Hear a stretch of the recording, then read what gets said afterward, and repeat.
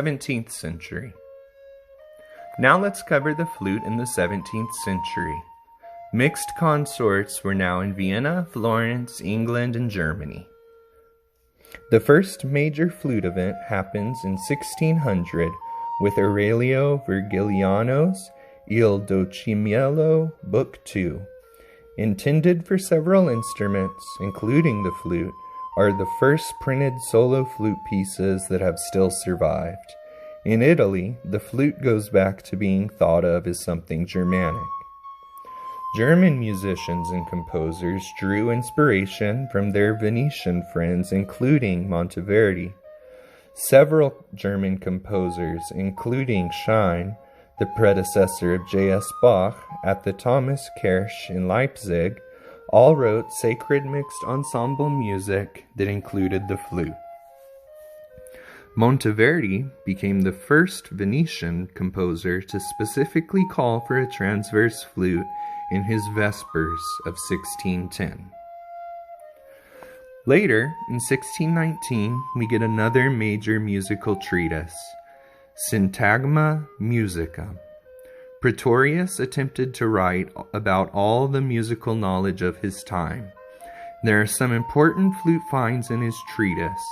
He describes consort flutes, military fifes, and the Dolzflaut that he didn't offer much information on other than it exists.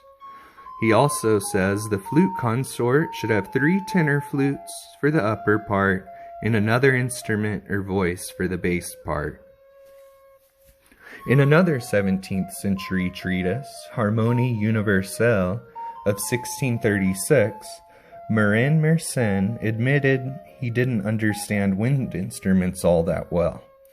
The thing that is striking about the publication, if accurate, suggests the flute may have had a conical bore half a century before the Baroque flute of 1700.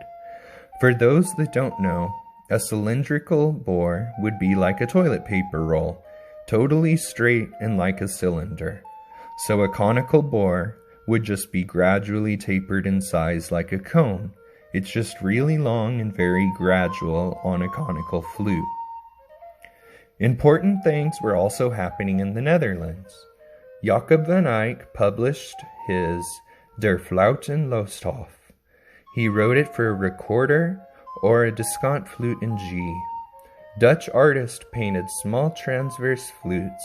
Perhaps some were military flutes, but nonetheless, we can assume a sort of treble flute in G was common in the Netherlands. But what about France? Well, the flute fell out of fashion until the Sun King's court of the 1660s. It's then that we get 2 prominent flutist names, Philbert Rabelais and René Pignon Descoteaux, followed by Jacques Hotteterre and Michel de Labarre. They would have worked with Jean-Baptiste Lully, yes, the guy that accidentally killed himself while pounding his long conducting staff, hitting his foot too hard. Sorry to spoil the ending. But before his death, he had written an opera ballet, Le Triomphe de l'Amour, of 1681, in which he specified for 2 German flutes to play. It was after this and other operas the flute makes a comeback in France. By the 1690s, the flute was used in chamber ensembles in France, but still wasn't super common. Charpentier in 1686 wrote his A Sonata for 2 German flutes, 2 treble violins, a bass violin, a string bass violin, harpsichord, and theorbo, which is a notable piece. This was also in a time when the style of playing airs starts to take the form of dances in France. In Germany, however, court composers had established a tradition of movements, allemande, courante, sarabande, and gig.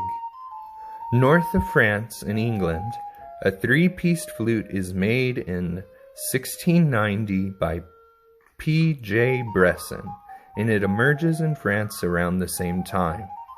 Martin Hotteterre is most likely the Hotteterre that came up with the well-known Hotteterre Baroque flute, the flute that would start the Baroque era.